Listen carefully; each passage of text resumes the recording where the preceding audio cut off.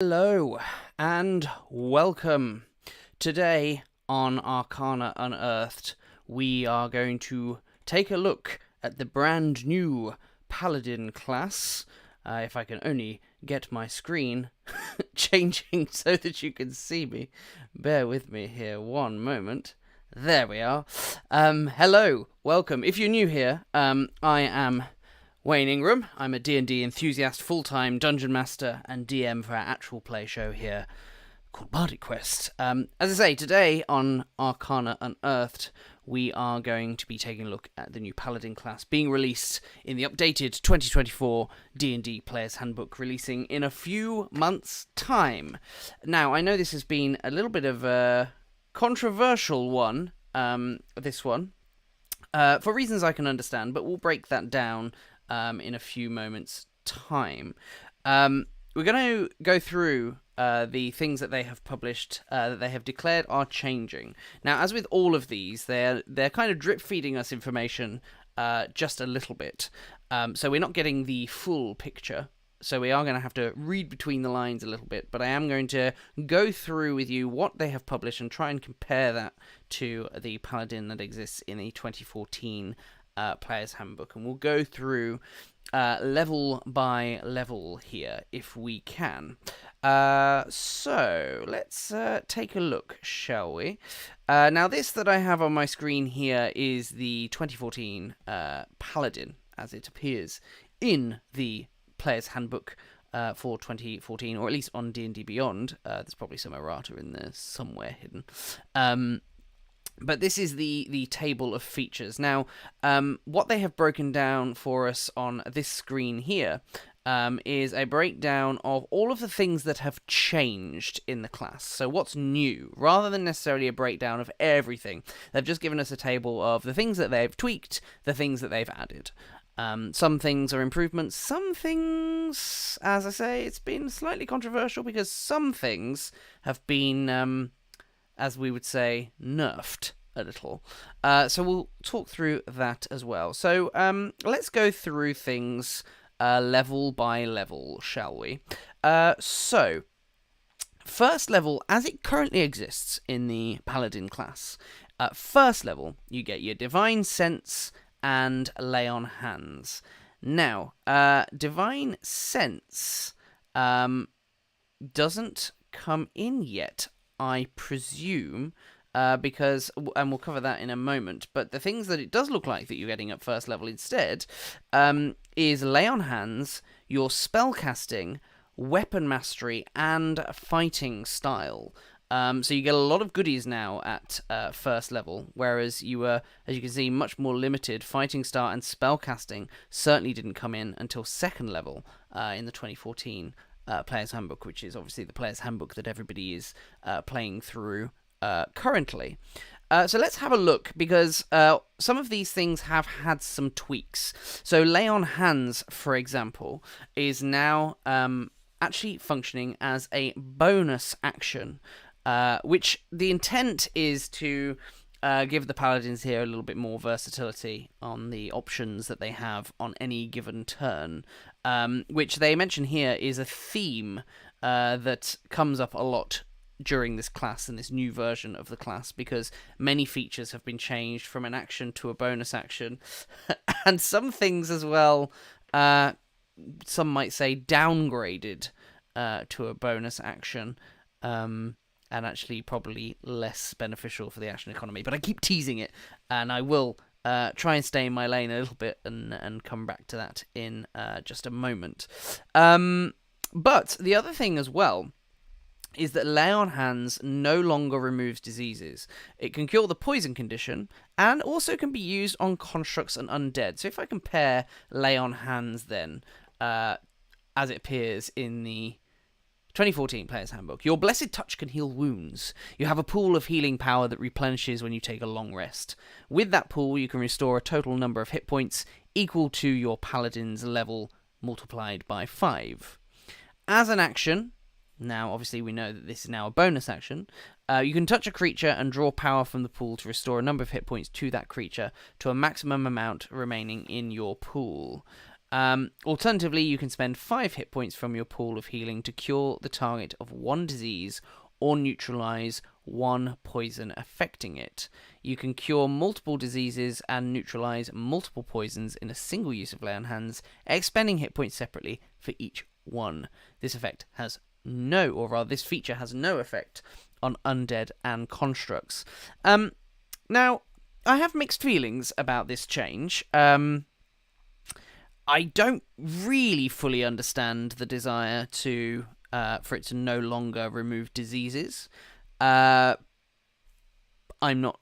Maybe they think that's a little too powerful. Maybe they have plans for diseases to make them a little bit more crucial to the game, maybe a little bit more impactful. We won't know, of course, until we see the new Dungeon Master's Guide. So maybe they have plans for diseases to make them a little bit more powerful, and giving something the ability to remove diseases at first level maybe is a little bit too powerful for them, and that I could understand, maybe. I like the fact that it can cure the poisoned condition now. That, I think, makes a lot of sense, because the poison condition... I like when things tie into conditions more. Not necessarily because I love conditions, necessarily. I actually think conditions can bog down play, because I'm constantly finding them having to look up, what does that condition do exactly? Because different conditions interact with things in different ways. When you're grappled and incapacitated and things like that, it can bog down play a little bit. But the reason I like things tying into conditions a little bit more is actually I'm one of those people that learns much more through actually doing and playing rather than sitting and reading. So the more I, as a game master or indeed a player, am interacting with conditions, the more they're gonna sink in. So that's not a bad thing. I think that makes it nice and clean, removing the poison condition. Again, I'm not sure about the disease thing, but the proof will be in the proverbial pudding. I really don't understand why they want this to be usable on constructs and undead, though. That I'm really not so sure on. I don't really understand the narrative reason for it. That one's a head scratcher for me. I don't know if I necessarily dislike it mechanically, but narratively, I'm a little bit stumped. A little bit stumped. I must confess. So, next up then, we have spellcasting.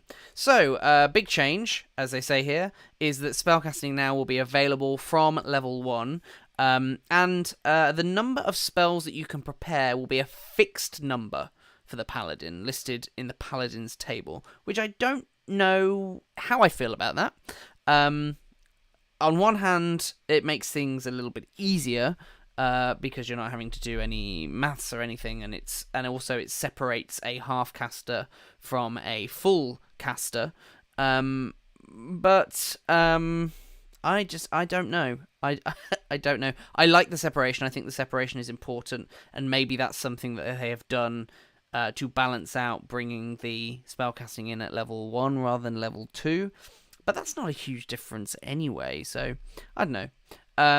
It does mean, obviously, referencing a table a little bit more, but again, things will go in the more and more you utilize those features.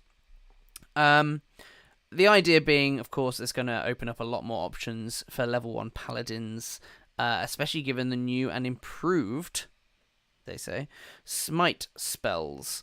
Now, they don't really go into detail here on the smite spells.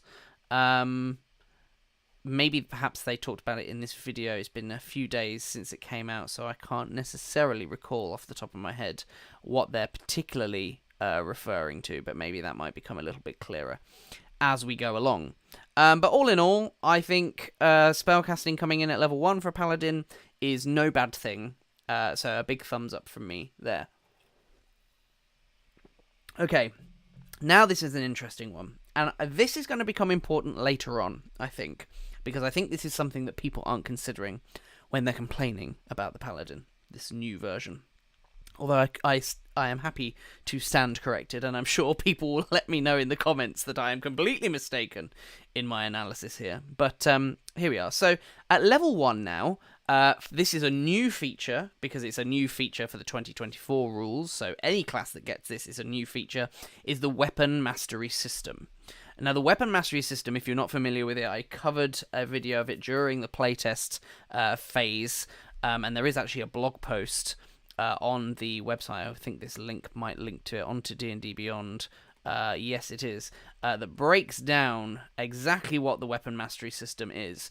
But basically, you see all of these lists of cleave, graze, nick, push. The weapon mastery system is a system in which different weapons have a different weapon mastery property, which is basically a skill or a feature that you can use of the weapon in order to get more tactical use out of the weapon rather than just hitting it as hard as you can. So, for example, we have cleave, which Great Axe has the cleave property. If you'll be wading into the thick of battle, you'll want to consider grabbing a weapon with the cleave property. These heavy weapons can slash through opponents. If you hit a creature with a melee weapon attack, you can make a second attack against a creature within 5 feet that is also within your reach. When you hit with the second attack, you can roll your weapon's damage, but you don't add your ability modifier unless it's negative. So the cleave one is great for if you're going to be surrounded or you're running into the thick of it or something like that. And you can see how cinematic that system is going to feel, because the game system almost feeds the narrative, which I think is where D&D is at its best, when the actual system of the game feeds the narrative and feeds the story that you're trying to tell, rather than what can often happen in combat, where eventually it devolves into, yes, you did hit that one, yes, roll for damage, when kind of the cinematic descriptions, when the DM or the players are kind of running low on descriptive buckets or the well that they go to for all their descriptions, and things can devolve quite quickly, and I think this will help to alleviate that a little bit. So this will grant you access to a suite of special rules for the weapons that you wield. Now, as a paladin, you get to select 2 weapons that you're proficient with and unlock their mastery properties. And then at each long rest, you can choose to change which 2 weapons this feature applies to. Now, I have mixed feelings, again, with the weapon mastery... Well, not with the weapon mastery system, but with how they've implemented it. Now, I think it's great that you get 2 weapons to choose from. The fighter gets 3, which means that the fighter is better at weapon mastery than anybody else. You get 2 to choose from. I just don't know how I feel, and this has come up over and over again when I've been doing these live streams and these videos, looking at the new rules. I just don't know how I feel about giving characters the option to just swap things out after a long rest. It doesn't feel, particularly with martial classes where it's a case of, they know how to use this weapon, but tomorrow they don't know how to use that weapon that well. Instead, they know how to use this weapon that well. It just... For me, the verisimilitude and the suspension of disbelief just kind of breaks. It pulls me out of the narrative a little bit. And I don't know how, as a dungeon master, I am going to justify that narratively. I mean, yeah, you could say, okay, you spend the morning doing your drills with your weapons and practicing with those weapons, and that's great. But that doesn't justify how you've forgotten how to use the other one. And that bugs me. It really does bug me. I understand why they're doing it, though, because I think actually the flow of the game, and mechanically speaking, it's going to be much, much nicer. Because I find when I'm running a game, we do a long rest, the spellcasters, it's like, okay, spellcasters, you got a few minutes now. I need you to decide what spells you're going to prepare. And everybody else is kind of like, I'm like, okay, whilst they're doing that, whilst they're experimenting or praying to their god or whatever, what do the rest of you do? And they don't really have anything to do mechanically. They kind of have to spin their wheels a little bit narratively, and that's fine. A bit of narrative role play is fine. But it kind of feels like a little bit forced because they're only doing it to buy the spellcasters some time. And sometimes they don't have anything that they want to do or say. And they also don't want to, interact too much with the spellcasters either, because they're making a very important tactical decision, and that's just going to slow things down even further. So I think from a not necessarily a mechanical perspective, but a flow of gameplay perspective, I'm all for these things where you can switch stuff out at a long rest, because it gives the other classes that aren't spell preparers something to do. I just don't know if the weapon mastery system and weapons that you're skilled with, I just don't know if that is the one to go for. I just don't know. I could be wrong. I don't know. Anywho, so they do give a little bit more of an example here of the longsword, the sap feature. So any character wielding a longsword while it's their selected weapon mastery armament will be able to use the sap trait. And when you successfully hit a creature with an attack using a weapon with the sap trait, its next attack made before the start of your next turn has disadvantage. Very cool. So you are, with this particular property, you're granting disadvantage to a creature. Kind of like anti-guiding bolt, I guess. Cool. So, those are our features at level 1, I think. Okay. Now they need to clarify this, because on their chart, they've put the fighting styles come in at level 1, but down here they've said the fighting styles come in at level 2. So I'm not entirely sure which one it's going to be. I wonder if perhaps fighting style comes in at level 2 to match with the... Oh, that's weapon mastery. To match with the Paladin class of 2014, because fighting style came in then. I'm going to presume that it's coming in at level 2. But that is going to need some clarity, I think. Again, it might have been in the video, but I had only just noticed, so I didn't have time to research. So, fighting styles have been tweaked and changed. So fighting styles now are and I think we talked about this when I did the fighter video, which you can go and check out. But fighting styles now have been changed. So the fighting style is a class feature. All that class feature basically does is it unlocks a selection of feats, like a subtype of feat. And these feats have the prerequisite of the fighting style class feature. So you can only access these feats if you have the fighting style class feature. And then different classes will have access to different a different amount of feats or fighting styles. The Paladin gets to pick one of these fighting style feats. Alternatively, you get to choose, if you want to, the Blessed Warrior option, which has been ported over from Tasha's Cauldron of Everything, and basically just gives you access to 2 cleric cantrips instead. So obviously, rather than leaning into the actual fighting aspect, actually leaning into your spellcaster aspect a little bit more. So the Blessed Warrior option is kind of the choice that they're going to give you in the player's handbook, which we've seen them talk about, this kind of leaning you towards character build. So you've basically got a pre-gen available to you that you can just build as you're going through the player's handbook. The Blessed Warrior option will be that sort of pre-gen recommended option from the sounds of things. But in terms of fighting style, big thumbs up from me. I like this idea of these class features that basically go, yep, you unlock this aspect of the game. Go. That feels smoother, because also it means they only have to print the fighting styles once in the fighting style feat section as well. I just think that's going to be smoother from a quality of life perspective. Okay, then we have Paladin's Smite. Now, this is where we get to the controversial bit. Because a lot of people are unhappy about this, and I understand why, but I have a different take, I think.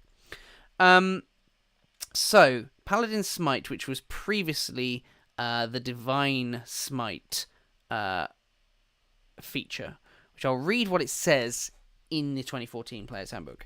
Starting at 2nd level, when you hit a creature with a melee weapon attack, you can expend 1 spell slot to deal radiant damage to the target in addition to the weapon's damage.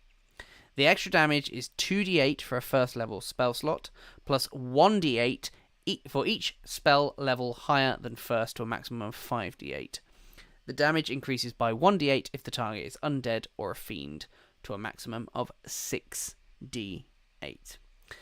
Now, if we compare that to the 2024 Paladin's Smite, this replaces Divine Smite, and it works a little bit differently. So instead of granting you a Smite feature directly, you instead, when you have Paladin's Smite at level 2, you get the Divine Smite spell as a permanently prepared spell. This is something we're seeing a lot coming up in their design as well, where different subclasses or different features are saying, you've got permanent access to this spell, and it doesn't count towards the amount of spells that you have to have prepared either. So you don't lose anything by having this, you just permanently have this spell available to you. And I think that's quite clean. I kind of like it. I've come around to it. I didn't particularly like it when I first heard about them doing it. But I have come around to it because I can kind of sense how nice and clean that's going to feel. This new spell of Divine Smite works much like the class feature, except there are a few differences. First of all, it can now be used on unarmed strikes. This is actually the bit that I don't like about the Paladin Smite, and I'm sure there are going to be people that's going to tell me how terribly, terribly wrong I am. I just don't. For me, Paladin fantasy is not about punching somebody with flashing fists. That to me is monk territory, and I don't like when the classes merge a little bit too much or get too close to one another.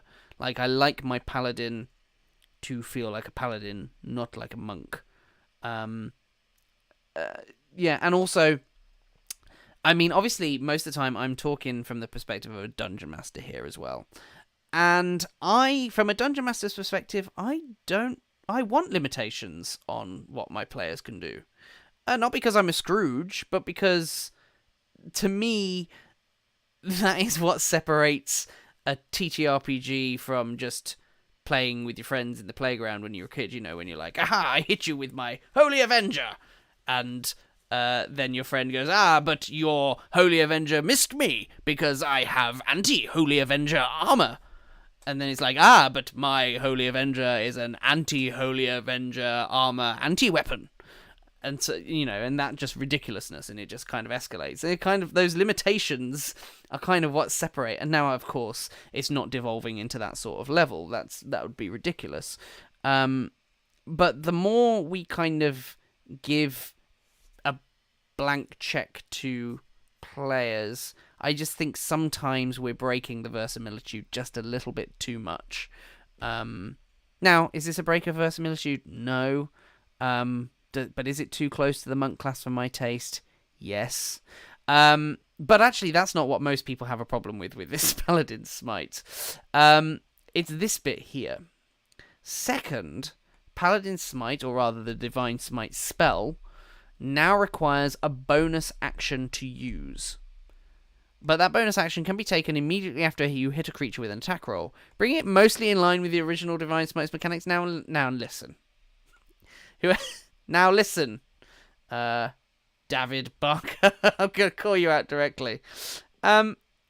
This is no... I mean, yes, okay, it does bring it mostly in line with the original Divine Smite's mechanics, but saying that bonus action can be taken immediately after you hit a creature with an attack roll is no different in terms of when it can happen than in the 2014 Player's Handbook, when you hit a creature with a melee attack. So that's exactly the same. Look, I don't think it's your fault, David, to be fair. But this feels a little bit like spin from Hasbro here. Oh yeah, but you'll know when to use it. It's like, yeah, I always knew when to use it. Now look, this is what a lot of people are getting their knickers in a twist about, because obviously, as it's currently stated in the 2014 Player's Handbook, when you hit a creature with a melee weapon attack, whenever, all you have to do is spend a spell slot. So if you have, for whatever reason, the opportunity to attack multiple times, you can do Divine Smite multiple times. And in fact, you get extra attack at 5th level. So, you get to do that multiple times. So you could Divine Smite twice, so long as you have the spell slots. That's where it's changed. That's where it's changed now. It's not whenever you hit, it's if you have a bonus action, if you haven't used your bonus action yet and you hit, you can use your bonus action now to smite, which limits you to doing that once. Now, I understand why people are getting a little bit upset, because that does feel like quite a significant nerf. The damage output that the Paladin can do from 5th level onwards dramatically reduces, particularly given that you also get to choose how many spell slots you spend when you Divine Smite. Now, it'll be interesting to see the new Divine Smite spell. I'm guessing you still get to choose how many spell slots you use. But again, you can only do that once. So I understand why people are getting a little bit upset here. But I think the problem is, at least the people that are massively upset, I think the problem is they're looking at it in isolation. And I don't want to put words in anybody's heads or anything, or words in mouths, or try and read people's minds, but this is just my take. Because, yes, you can only use Divine Smite as a bonus action every round, but you also have Weapon Mastery. And Weapon Mastery allows you to do something every time you hit. Choosing from any of the Weapon Mastery features, including, for example, what's the one that makes... There's one that makes you prone. I can't remember which one it is. Trip, presumably. Topple. Is it Topple? Yeah, it's going to make you prone. Yeah. Or Cleaving. And these you can use... There's no limit. The only limit to how many times you can use a Weapon Mastery feature is how many times you hit. That's the only limitation. And so I understand, I think, why they've limited the Smite, because they feel as though Paladins should have the Weapon Mastery system, and I think I agree. Paladins should have the Weapon Mastery system, because they are knights, essentially. They are heralds, holy warriors. They should know how to use weapons to the best of their ability. But if you give them that and Paladin Smite, I mean, if you just think about the chaos that you could wreak upon the battlefield, it just gets a little bit nuts quite quickly. If you have the graze feature, if you miss a creature with your weapon, you deal damage equal to the ability modifier. Now, that one's not going to massively change anything, because that's going to stop you from using Smite. But, we have, like, Sap, for example, with the longsword. So you're going to give them disadvantage, and you're going to do up to 5d8 points of damage, and then you're going to do that again. So you're going to give them disadvantage and 10d8 points of damage if you have that many spell slots. And some people might say, well, yeah, why not? And okay, sure. But I think when you combine... Now, I'm not saying, don't hear what I'm not saying. I'm not saying that the Weapon Mastery properties are equivalent to a Smite. I'm not saying that at all. But think how nuts a turn would be already at, like, 5th level, when it's like, I'm going to do 2 attacks. I'm going to attack this guy over here, and I'm going to use Cleave. So, yeah, here's an example. So I'm going to attack this guy over here, and I'm going to use Cleave. I'm going to strike at him, and I'm going to smite him. And then, because I've got the Cleave feature, I'm going to attack this guy over here. I'm going to hit him, and I'm going to smite him too. And then, that's attack number 1. So that's 2 attacks, and 2 smites. Now I'm going to attack this guy over here. I'm going to smite this one, and I'm going to attack this guy over here and smite that one. So that's 4 smites, 4 attacks at level 5. Now, obviously, at level 5, you're not going to have the sorts of spell slots to do crazy amounts of stuff. You're only going to have a total of 6 spell slots. But that's still, with 6 spell slots, that's still a fair amount of damage that you could unleash across 4 attacks with the Weapon Mastery system, if you use the Cleave feature, for example. And I think that's why they've done it. That is my take, and I'm sure people are going to tell me how wrong I am, but that's my take. And I think that's why they've had to do it. So I understand it. And actually, again, as a dungeon master, I like a lot of limitations on my players. I'm happy to have those limitations on my players because otherwise things get nuts very, very quick, and it can be very hard to manage. Just, in counterbalance and things like that. So I get it. I get it. So for those that are upset, I think wait until you've played it, because I think the weapon mastery system, I think it might change your mind. I feel like that's the secret ingredient here. So Paladin subclasses. I'm not going to go into too much detail over these because there's 4 for each class. But just to give you a breakdown here of what we have the Oath of Devotion Paladin. They have longer-lasting sacred weapons and holy nimbuses, now lasting 10 minutes instead of 1 minute. That's something that we're seeing a bit of as well. Things lasting longer, which is interesting. Across the whole game design, that is. In addition to its longer duration, Holy Nimbus can also be used again by spending a level 5 spell slot rather than just being once per long rest. So, somewhat less limiting. New features that replace Purity of Spirit in the form of Smite Protection, which grants cover to you and your allies within your aura. Now that I like. And finally, Oath of Devotion Paladins get tweaked spells in the form of Shield of Faith and Aid, replacing Sanctuary and Lesser Restoration, respectively. Interesting. Then we have the Oath of Glory, which has had its Aura of Alacrity feature improved. It had a 5-foot radius before. Now it uses your Aura of Protection to determine who it affects. So the Aura of Protection is kind of like an add-on to Aura of Protection now. At least that's how I interpreted it from the video that they put out. This use of Aura of Protection is something else you'll see recurring throughout the 2024 Paladin and its subclasses, meaning better synergy between your class features. Oath of Glory Paladins also enjoy a 1-hour duration on Peerless Athlete and access to a brand new Oath spell called Yolandi's Regal Presence, which they haven't given us any detail here on. Don't remember anything being in the video on that, but I could be wrong.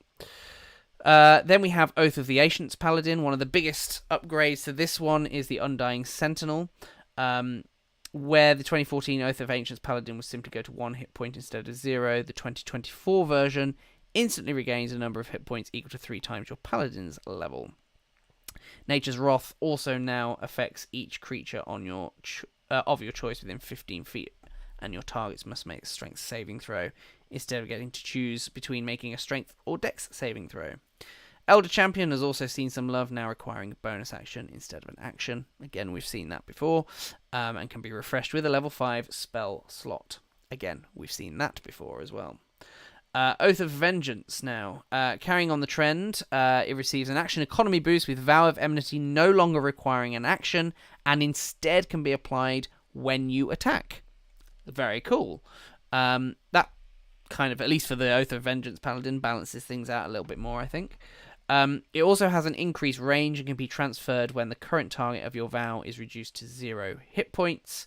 Relentless Avenger and Avenging Angel have also had boosts, in the former being reducing the target speed to 0 and the latter being able to be refreshed, again with a level 5 spell slot.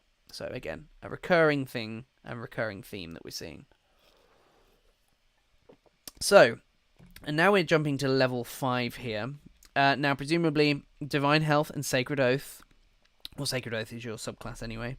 Divine Health presumably is staying, but we don't know because they haven't shared all of the details yet. 4th level, presumably ASI/feat. And then 5th level, I presume extra attack is going to stay.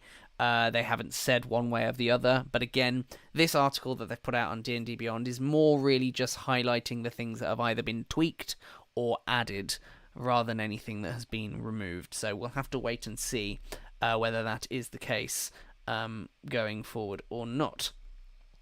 So, Paladins at 5th level. Faithful Steed. Now, a Paladin will always have Faithful Steed on hand. This, I believe, is a new feature. Yes, it is. A new feature, Faithful Steed, where you always have the Find Steed spell prepared from level 5 onwards. And also, every day, you get to cast this spell for free, no use of a spell slot needed. when you're summoning your otherworldly steed. Now, the always being prepared thing I like. I'm not sure how I feel, and again, this is a design trend that we are seeing a little bit in the 2024 rules update.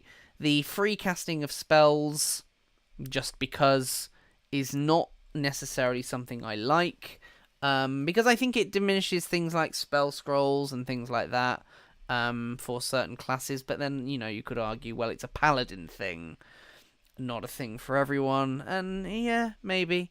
I just, again, from a dungeon master's perspective, I like things.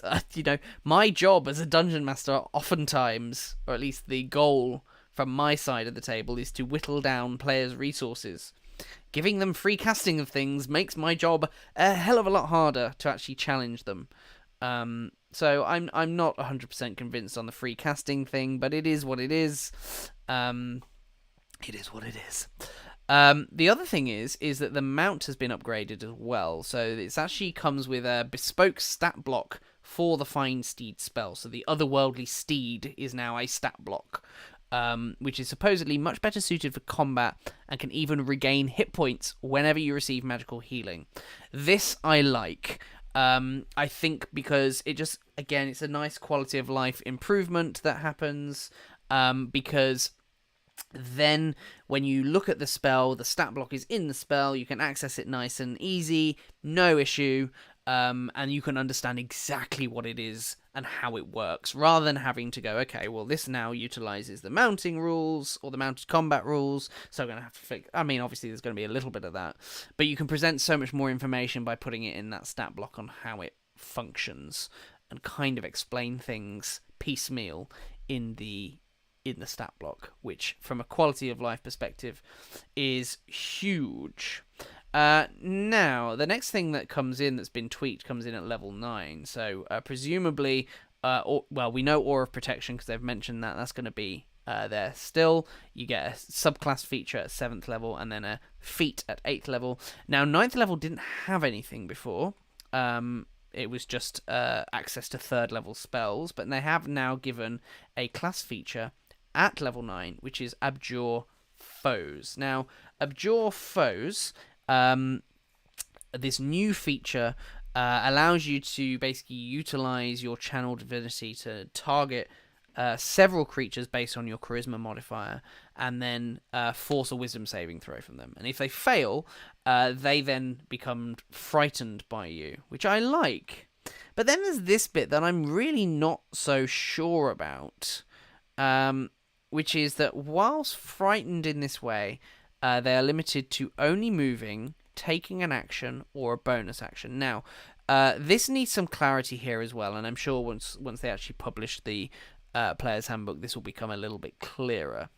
Is it that they're limited to only moving or taking an action or a bonus action, or is it that they're limited to moving and taking only an action or a bonus action? That needs a little bit of clarification. I think it's the latter, but I could be wrong, and I'm happy to stand corrected on that one should that come up.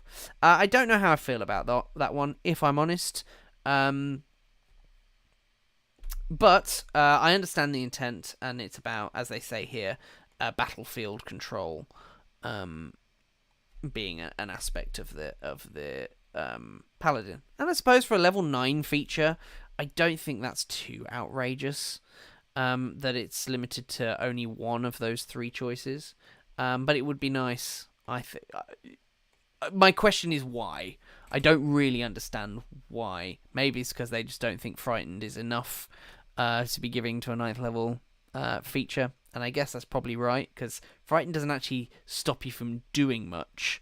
It just means that they can't move closer to you, and their attack rolls against you, or against anybody, actually, whilst they can see you, have disadvantage. So, I don't know. I think I understand where they're coming from. I just don't know if I agree. But then also, I have to remind myself that this is a level 9 class feature, so it's not that big of a deal.